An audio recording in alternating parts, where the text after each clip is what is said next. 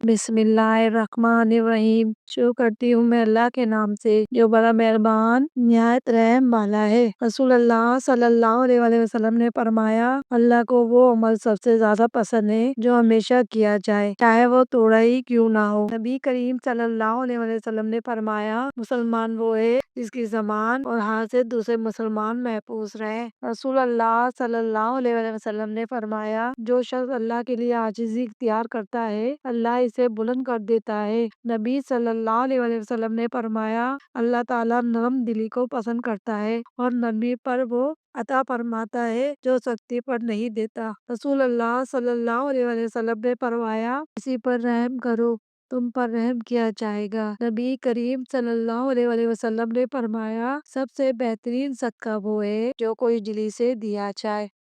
رسول اللہ صلی اللہ علیہ وآلہ وسلم نے فرمایا، جو شخص خاموش رہا اس نے نجات پا لی۔ نبی صلی اللہ علیہ وآلہ وسلم نے فرمایا، مومن کا معاملہ عجیب ہے، اس کے ہر کام میں خیر ہی خیر ہے۔ رسول اللہ صلی اللہ علیہ وآلہ وسلم نے فرمایا، دنیا میں ایسے رہو جیسے تم مسافر ہو۔ نبی کریم صلی اللہ علیہ وآلہ وسلم نے فرمایا، اللہ تعالیٰ تمہاری صورتوں اور اعمالوں کو نہیں دیکھتا بلکہ تمہارے دلوں اور اعمال کو دیکھتا ہے۔